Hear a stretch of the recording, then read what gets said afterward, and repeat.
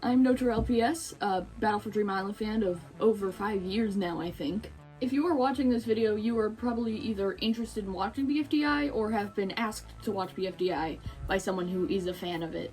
And it is quite a controversial topic within the fandom on how you should watch the show.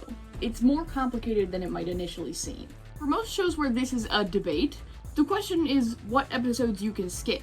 What is filler versus what is actually important to the story. It's like that for One Piece, it's like that for Steven Universe. But no matter what episodes you skip, you kind of watch them all in the same order.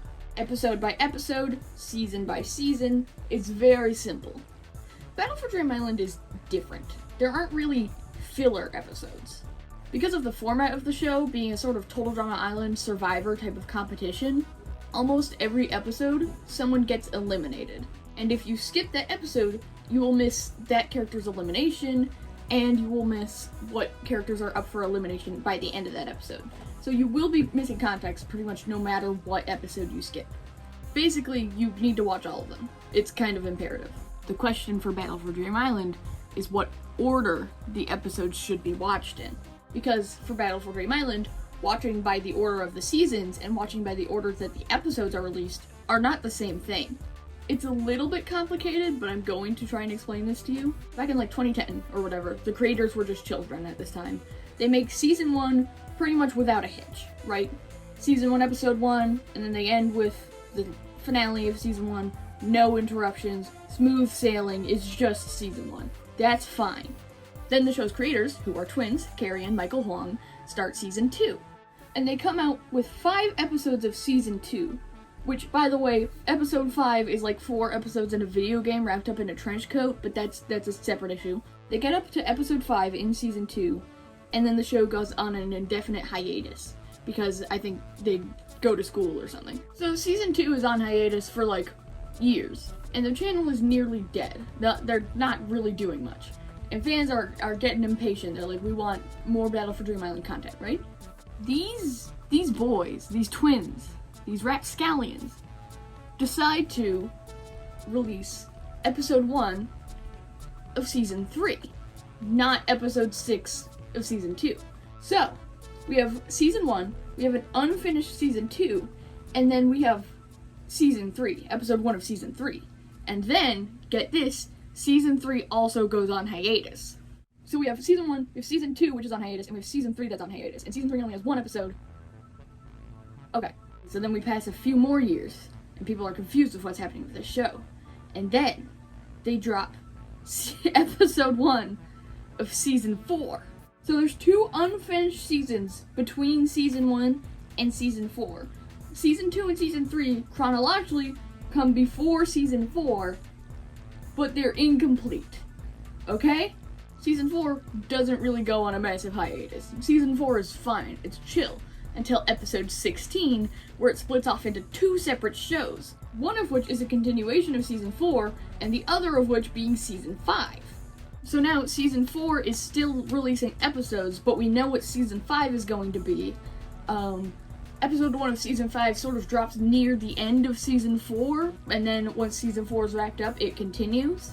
So now we're on season 5, and season 5, this is like happening a fucking decade after season 1, or whatever, right?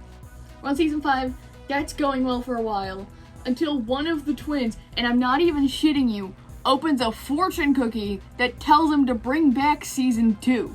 Not even a joke, that's actually what happens. So they revive season 2 in the middle of season 5.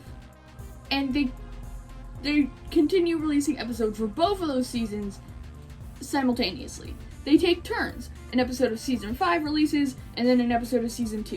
And then they'll release an episode of season 5, and then they'll release an episode of season 2. More or less, sometimes they double up. Okay, so now we have season 5, and that's happening within the modern day, like, canonically, right? And then we have season 2, which is still a decade in the past. Normally the way this show works is that time elapsed within the real world is also time elapsed within the show world. So if there's like 3 weeks between the release of 2 separate episodes, the characters in the show will know that it has been 3 weeks. Like, to them, it has also been 3 weeks between those 2 events, right? But the season 2 revival breaks that because it's still happening 10 years ago. It's a period piece. So you have things that are happening in season 2 that are happening in the past, but they kind of affect season 5 and the seasons that go after it, but that were written before it. Things in season 2 that are like referencing things that were later revealed in season 4, but the season 4 episode that they're referencing came out before it. And then, in the middle of all of this, one episode before the finale of season 2, well into the late game of season 5, they drop, guess what? Episode 1 of season 6. And season 6, get this, takes place simultaneously with season 1. It's further back in the timeline than season 2 is, but it's called season 6, but it's happening at the same time as season 1. So now we have 3 shows all running at the same time. Or 3 seasons of the same show that all feel like different shows. Long story short, this is a complicated show to get into. What order do you watch these episodes in? Well, the way I see it, there are 3 main methods. So first, I'm going to explain each of these methods to you. Then, I'm going to tell you what the general fandom consensus is on each of these methods, and then I'm going to tell you my personal pick for the best way to watch Battle for Dream Island and all of its seasons. First method on our list is season number order, which means first you watch all the episodes of season 1, then you watch all the episodes of season 2 which are out, which by the time you're watching this might be the entirety of season 2 because we're on the second to last episode, or the second to last episode just released. The next episode that releases is going to be the finale. Then you watch all that's been released of season 3, which, as of the time of recording this, is 1 episode, but we predict that it's going to come back at some point, so it might be more. Then you watch all the episodes of season 4, then you watch all the episodes of season 5, then you watch all the episodes of season 6. And you watch them by episode number, so like episode 1, episode 2, episode 3, episode 4. This is generally considered the main or regular way of watching the show, and it's definitely one of the simplest methods for newcomers because all of the seasons are sorted into playlists on the Jacknjellify channel. Then you have the mega compilations, where they take all the episodes of a season and stick them into one YouTube video that you can just binge watch the whole way through. Method 2 is in-universe chronological order. This is very similar to season order, except you watch season 6 after season 1. I mean, okay, you technically already watched season 6 after episode 1, but I mean immediately after. Season 1, season 6, season 2, 3, 4, and 5. That's the order. This is also somewhat easy because you just have to remember to click the season 6 playlist before you click the season 2 playlist. I would say it is the least popular method of watching the show right now. Season 6 just began, so there's like maybe 3 or 4 episodes of it out right now as I'm recording this. Which means it's just kind of weird and awkward to watch just these 4 completely unrelated episodes between season 1 and season 2, because the ending of season 1 ties very closely to the beginning of season 2. I don't think it's a bad method in particular, but it will raise a lot of eyebrows. And then method 3 of watching the show is real world release date. Season 1 is entirely unbroken because season 1 wasn't interrupted by anything else. When you're watching season 2, you're gonna stop at episode 5 and then start watching seasons 3 and 4 and then some of season 5, but then you're gonna start watching season 2 in the middle of season 5 and sort of all interlace them, and then season 6 comes in. It is very beginner unfriendly to figure that out. There are playlists that people have made that just sort all of the episodes by chronological order. There's one I found on Reddit that has just the episodes. There's a playlist that I made that has all the episodes and some other non-canon stuff that I think is important. Things that show you how the show has been growing over time. Subscriber specials, videos about tours. You have shorts that I think are culturally significant to the fandom. So you have all the episodes, and then you have some other cool shit thrown in there, all by release date.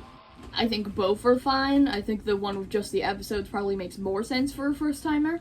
But there is no official playlist that sorts the episodes like this. And release date is also a very popular method of watching the show. It's what a lot of people recommend. If you go into the comments of any Battle for Dream Island reaction video, you'll see people arguing about release date versus season order. There's a lot of people who have very strong opinions on either side. Since season 6 just came out, chronological order is a bit of a less popular opinion, but I could see it gaining a lot of traction. Okay, so, what is the fandom consensus on this?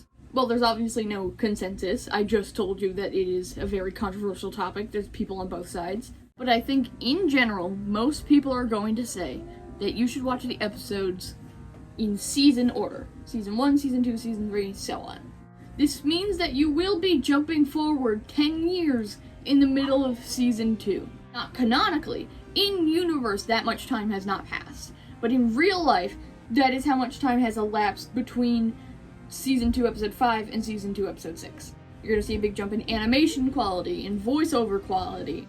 Everyone's going to sound older because they aren't being voiced by preteens. It is going to be a jarring switch, but it is far more consistent of a viewing experience for you. You will know exactly who was up for elimination last episode, who did what last episode. You're going to know who just got eliminated. You're not going to forget any of that because you plowed through 2.5 other seasons before watching episode 6. I do think to some extent season order is the intended watching order for the show, especially because of those playlists on the Jacknjellify channel. The official method they provide to you is season number order.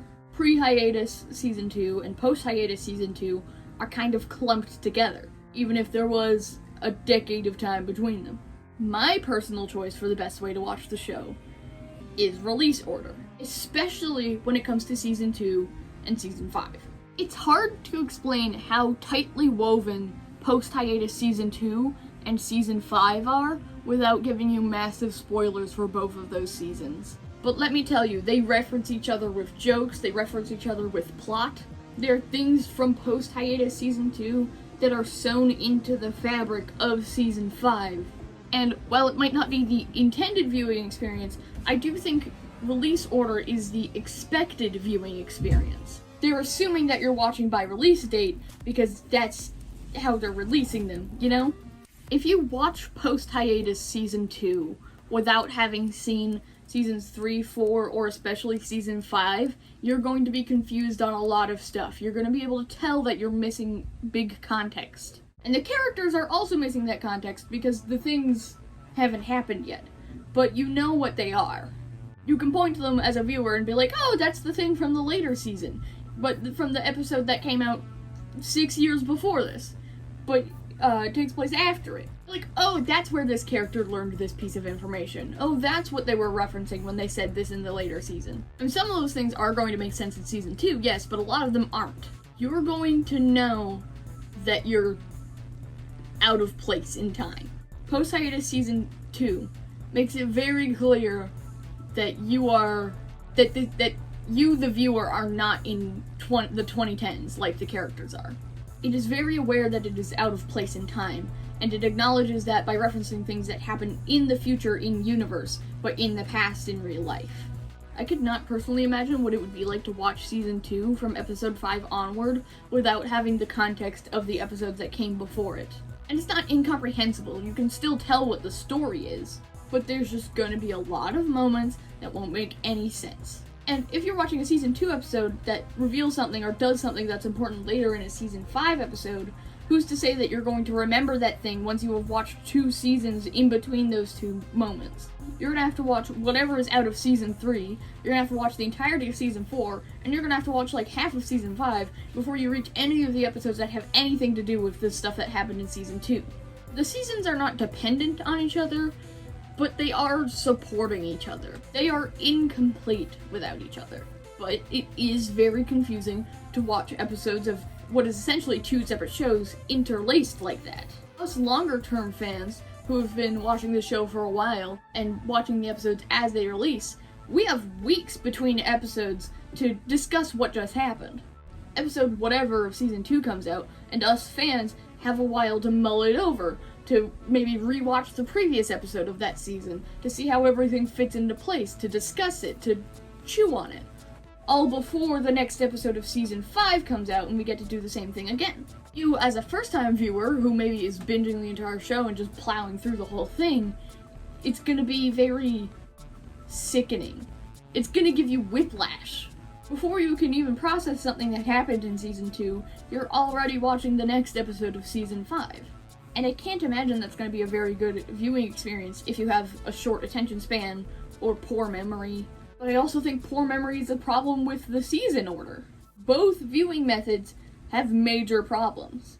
No matter which of the two methods you choose, you're gonna have around half of the fan base mad at you that you chose that method. People on both sides of this debate are very adamant on their choice. If you're asking me personally, I think release order is the authentic Battle for Dream Island viewing experience, because that is how long-term fans would have been watching the episodes as they came out. Instead of watching a character switching back and forth between multiple voice actors, you were going to understand when one voice actor quit and when another took their place. Because you were watching things as they were revealed to us in the real world, and not how they were revealed to the characters in-universe. I think the best viewing method really depends on who's watching the show.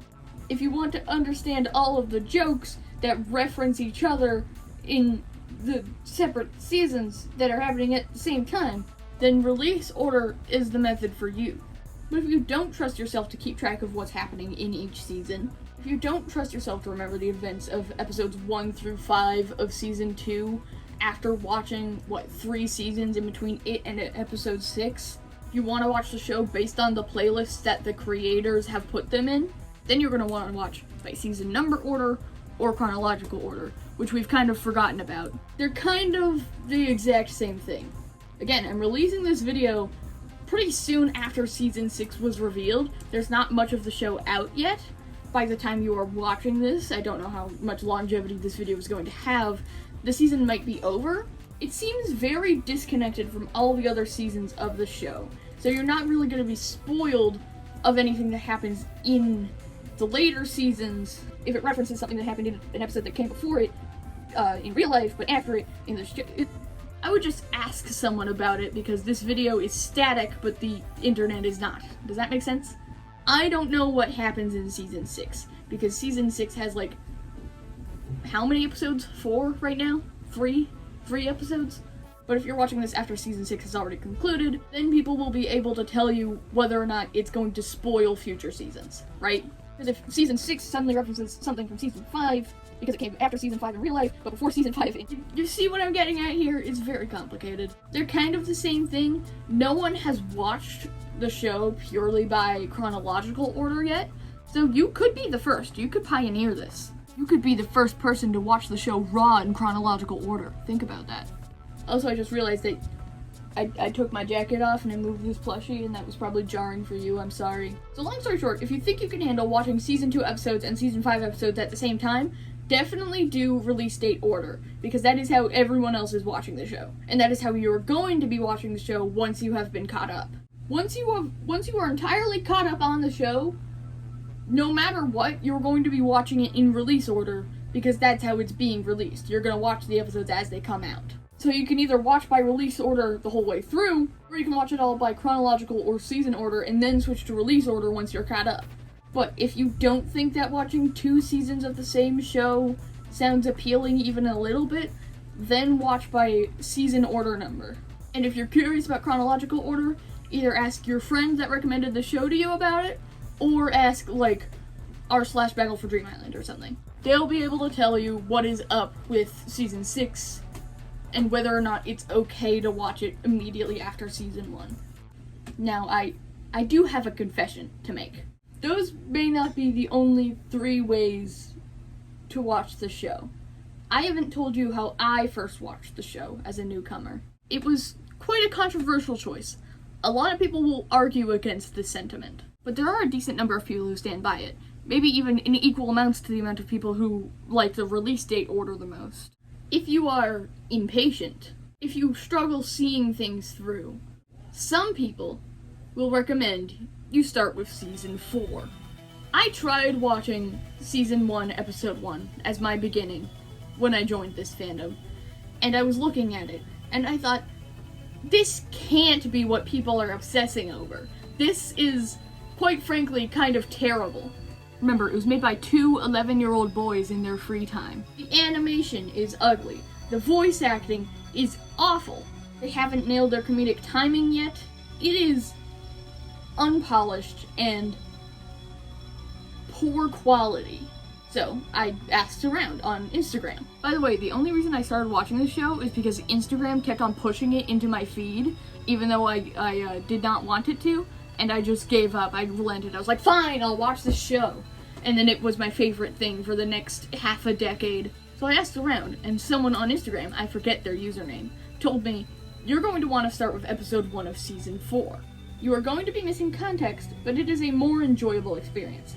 Keep in mind, they told me this before episode 1 of season 5 had come out. Season 5 had already been announced, but episode 1 wasn't a thing yet.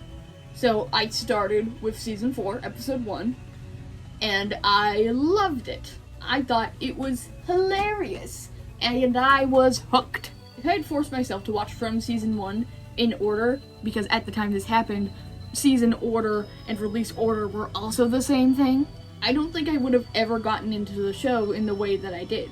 The first few episodes of season 1, I would say maybe even the first half of season 1, it takes a special kind of person to enjoy that.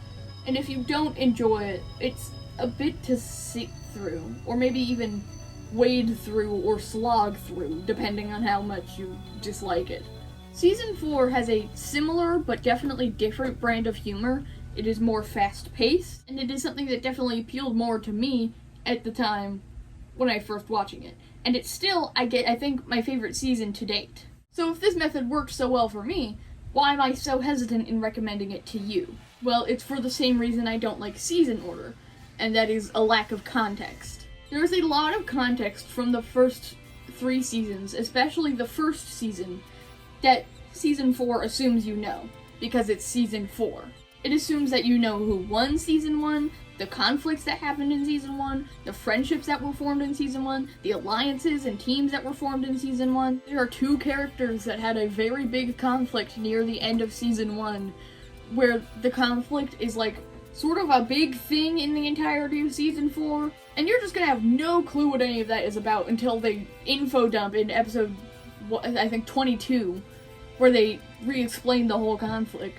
You are not going to know what the fuck is going on.